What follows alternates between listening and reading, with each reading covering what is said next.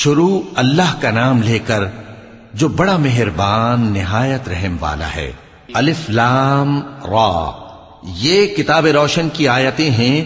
ہم نے اس قرآن کو عربی میں نازل کیا ہے تاکہ تم لوگ سمجھ سکو۔ اے پیغمبر، ہم اس قرآن کے ذریعے سے جو ہم نے تمہاری طرف بھیجا ہے تمہیں ایک نہایت اچھا قصہ سناتے ہیں، اور تم اس سے پہلے بے خبر تھے۔ جب یوسف نے اپنے والد سے کہا کہ ابا، میں نے خواب میں 11 ستاروں اور سورج اور چاند کو دیکھا ہے، دیکھتا کیا ہوں کہ وہ مجھے سجدہ کر رہی ہیں۔ انہوں نے کہا کہ بیٹا، اپنے خواب کا ذکر اپنے بھائیوں سے نہ کرنا، نہیں تو وہ تمہارے حق میں کوئی چال چلیں گے۔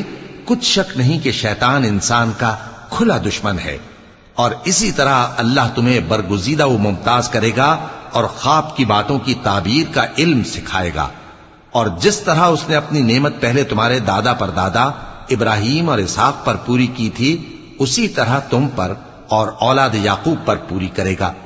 بے شک تمہارا پروردگار سب کچھ جاننے والا ہے، حکمت والا ہے۔ ہاں، یوسف اور ان کے بھائیوں کے قصے میں پوچھنے والوں کے لیے بہت سی نشانیاں ہیں۔ جب انہوں نے آپس میں تذکرہ کیا کہ یوسف اور اس کا بھائی ابا کو ہم سے زیادہ پیارے ہیں، حالانکہ ہم جماعت کی جماعت ہیں، کچھ شک نہیں کہ ابا کھلی غلطی پر ہیں۔ یوسف کو یا تو جان سے مار ڈالو یا کسی ملک میں پھینک آؤ، پھر ابا کی توجہ صرف تمہاری طرف ہو جائے گی، اور اس کے بعد تم نیک لوگوں میں ہو جاؤ گے۔ ان میں سے ایک کہنے والے نے کہا کہ یوسف کو جان سے نہ مارو، کسی اندھے کنویں میں ڈال دو کہ کوئی راہگیر اسے نکال کر کسی دوسرے ملک میں لے جائے گا۔ اگر تم کو کرنا ہی ہے تو یوں کرو۔ یہ مشورہ کر کے وہ اپنے والد سے کہنے لگے کہ ابا جان، کیا سبب ہے کہ آپ یوسف کے بارے میں ہمارا اعتبار نہیں کرتے، حالانکہ ہم اس کے خیر خواہ ہیں؟ کل اسے ہمارے ساتھ بھیج دیجئے کہ خوب میوے کھائے اور کھیلے کودے، ہم اس کے نگہبان ہیں۔ انہوں نے کہا کہ یہ امر مجھے غمناک کیے دیتا ہے کہ تم اسے لے جاؤ، یعنی وہ مجھ سے جدا ہو جائے، اور مجھے یہ بھی خوف ہے کہ تم کھیل میں اس سے غافل ہو جاؤ اور اسے بھیڑیا کھا جائے۔ وہ کہنے لگے کہ اگر ہماری موجودگی میں کہ ہم ایک طاقتور جماعت ہیں اسے بھیڑیا کھا گیا تو ہم بڑے نقصان میں پڑ گئے۔ غرض جب وہ اس کو لے گئے اور اس بات پر اتفاق کر لیا کہ اس کو اندھے کنویں میں ڈال دیں، اور ہم نے یوسف کی طرف وحی بھیجی کہ ایک وقت ایسا آئے گا کہ تم انہیں ان کے اس سلوک سے آگاہ کرو گے، اور ان کو اس وحی کی کچھ خبر نہ ہوگی۔ اور یہ حرکت کر کے وہ رات کے وقت باپ کے پاس روتے ہوئے آئے، کہنے لگے کہ ابا جان، ہم تو دوڑنے اور ایک دوسرے سے آگے نکلنے میں مصروف ہو گئے اور یوسف کو اپنے اسباب کے پاس چھوڑ گئے تو اسے بھیڑیا کھا گیا، اور آپ ہماری بات کو گو ہم سچ ہی کہتے ہیں باور نہیں کریں گے۔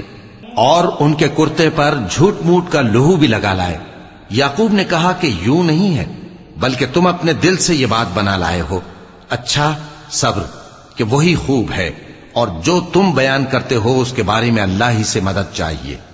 اور اب اللہ کی شان دیکھو کہ اس کنویں کے قریب ایک قافلہ آوارد ہوا اور انہوں نے پانی کے لیے اپنا سقا بھیجا، تو اس نے کنویں میں ڈول لٹکایا، یوسف اس سے لٹک گئے۔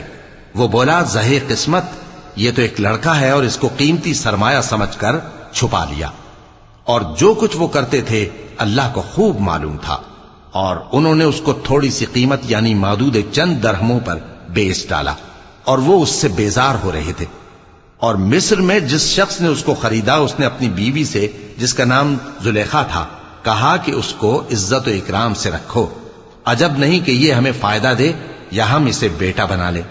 اس طرح ہم نے یوسف کو سرزمین مصر میں جگہ دی، اور غرض یہ تھی کہ ہم ان کو خواب کی باتوں کی تعبیر سکھائیں، اور اللہ اپنے کام پر غالب ہے، لیکن اکثر لوگ نہیں جانتے۔